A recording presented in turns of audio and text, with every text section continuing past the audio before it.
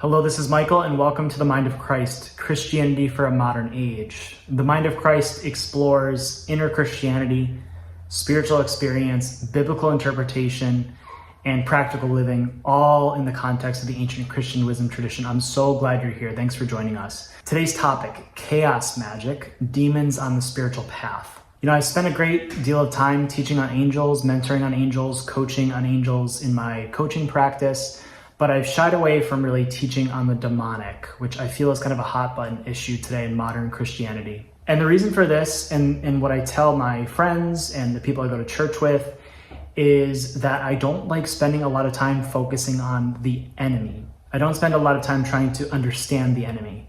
The scriptures actually tell us to just resist or flee the devil. The idea is resist and flee. The idea is not to understand. At this point in my journey, at this point in my Christianity, I find all the sensational teaching on demons absolutely exhausting. I'm really tired of seeing videos or reading about demonic assignments or territorial spirits or Jezebel in the local church or Kundalini deception. And I feel that some of those efforts are okay, but a lot of times they come across as very misguided, and at worst, they're just insane. Remember, we will always empower what we give our thought to. We energize what we give our thought to. Jesus said, where your treasure is, there your heart will be also. In other words, what we find valuable, we give our energy to. We give our mental energy to.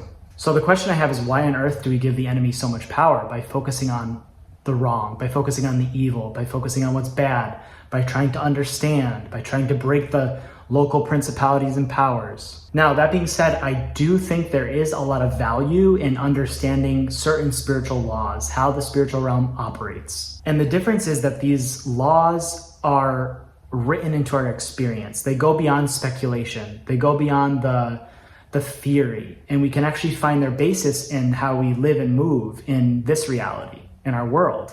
And understanding certain aspects of spiritual reality is very, very useful for our walk with Jesus Christ. Before we go further, I want to encourage you to interact with our content here. Like this video, share this video on your socials, leave a comment below with your thoughts. We also have a lot of resources for you. There's over 100 articles now on our website. We have Bible commentary now. We have spiritual coaching. My books are on Amazon.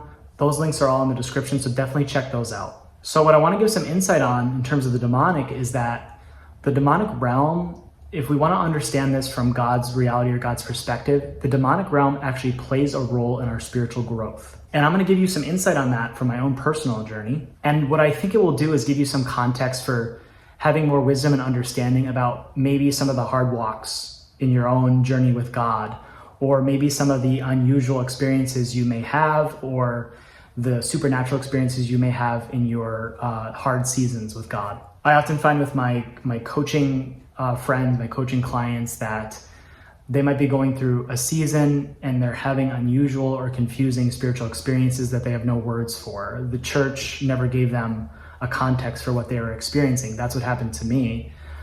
We experience things that we don't learn about in church. The church never goes there, so we don't know how to handle them when they come at us. And one thing I also like to say is I like to avoid superstition as much as possible. I consider myself rather spiritual, but I always try to stay grounded. I always try to stay in this reality. Jesus was fully God and fully man.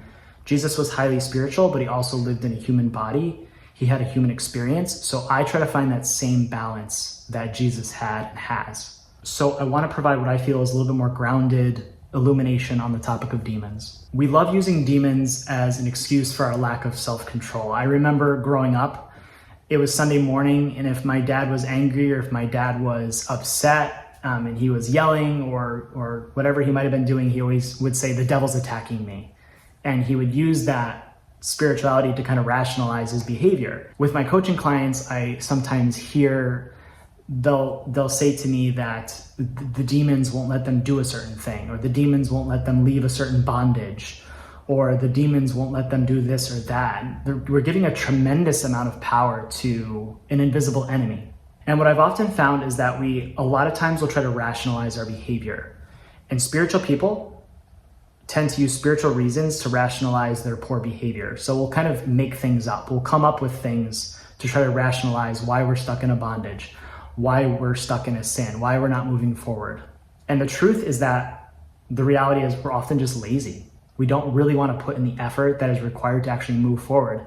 And I've certainly been guilty of that myself. I have to be very careful because I can also be self-deceived, and we tend to deceive ourselves, right? We tend to stay stuck because we've created a framework that's not helping us move forward in our minds. A lot of times we want to be stuck, and then we'll use demons as an excuse for why we're not moving forward. I bet you can maybe relate to that. So let's explore some truths about demonic forces. And remember, these find their basis in our reality. These find their basis in spiritual experience. So first and foremost, as I said a little bit a while ago, demons have a role to play in God's greater narrative. Remember that the devil is a fallen angel upon whom judgment has already been passed. Jesus says that in John chapter 16. Therefore, evil has an allowance by God. That allowance is for a purpose, and that purpose is our healing. It's our growth into the divine image. And despite the reality of the fullness of God in us, despite the reality of union with Christ, despite the reality of new creation life, having the mind of Christ, despite all those things, despite forgiveness, we all have to face battles with our inherited inclinations. And it's through these battles, it's through these temptations that we manifest the power of the divine in mind, body, and spirit. That's how we put on the life of Christ. It's by battle.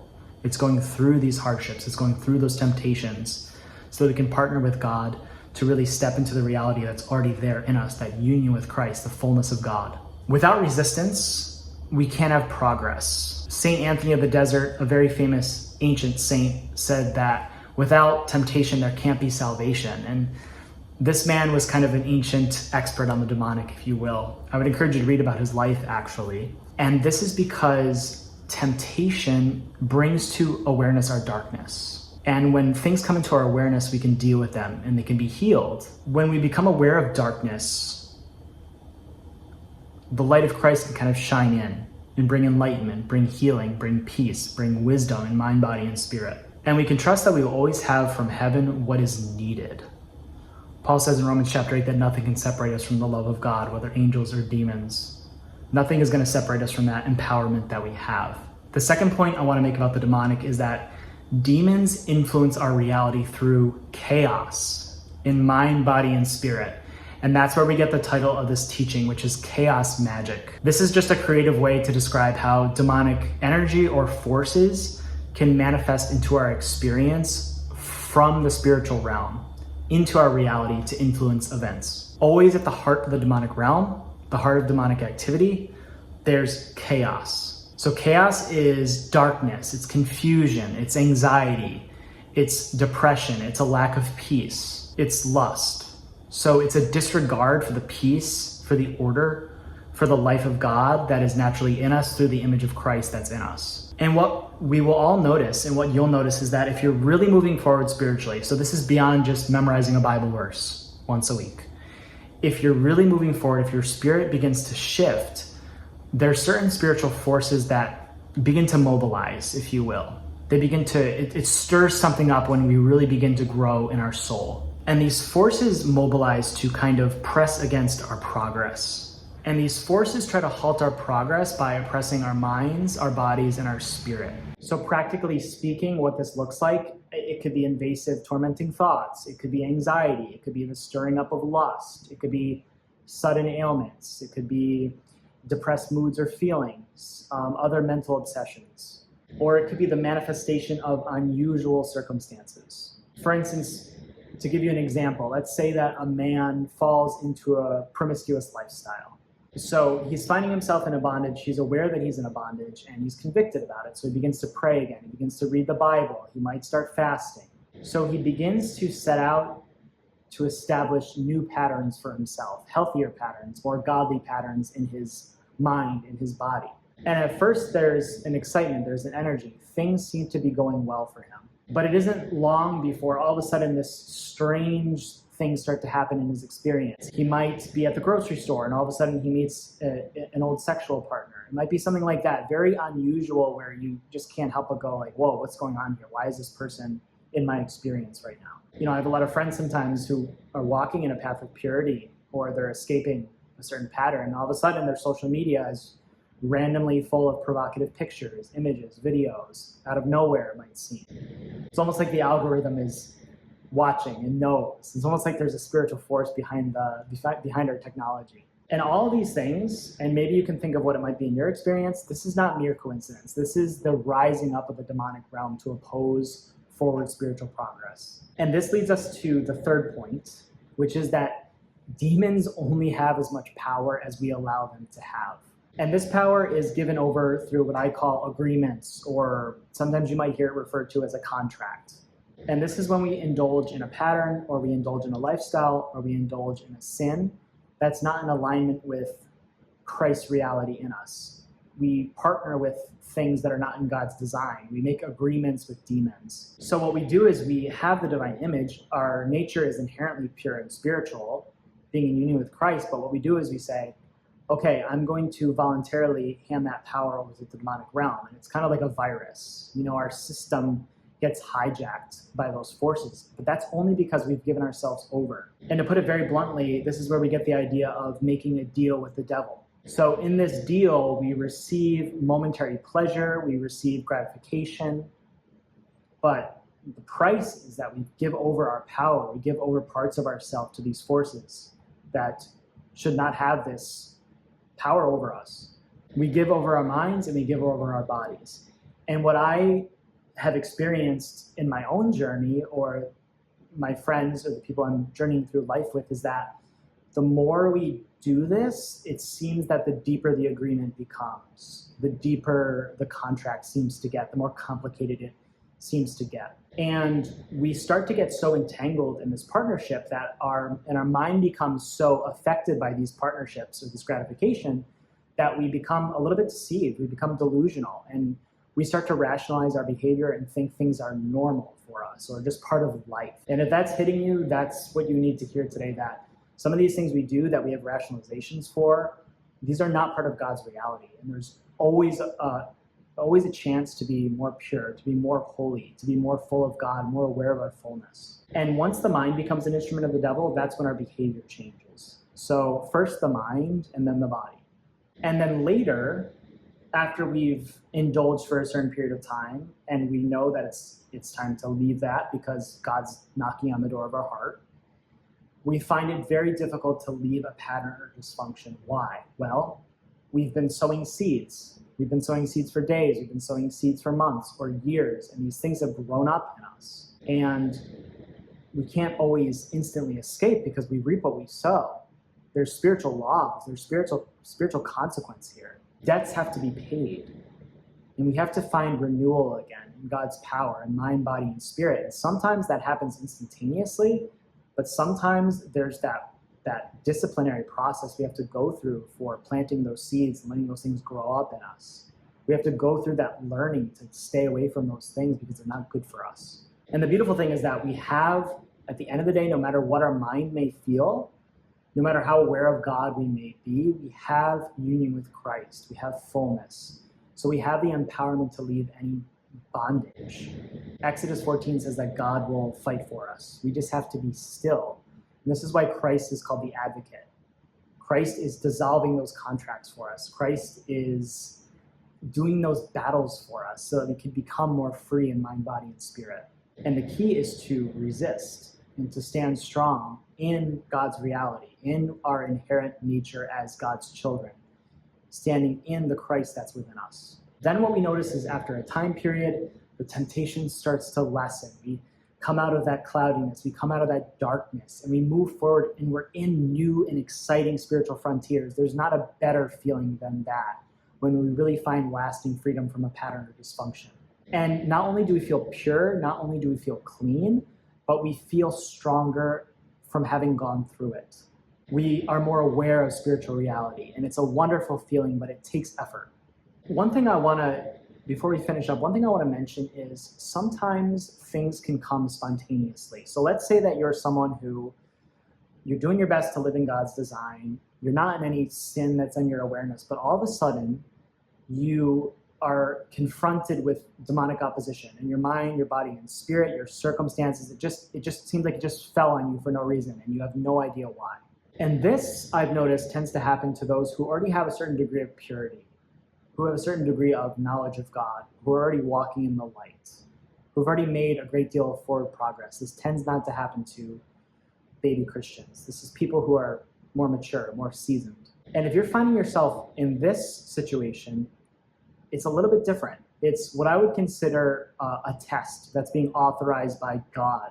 And the purpose of these tests goes beyond just opposition to your progress. There's something deeper happening here. There's something higher happening here. And I believe that these types of temptations, these seemingly spontaneous ones, these are authorized by God to prepare a man or woman for a particular calling. And these can potentially last longer, but the rewards are exponential.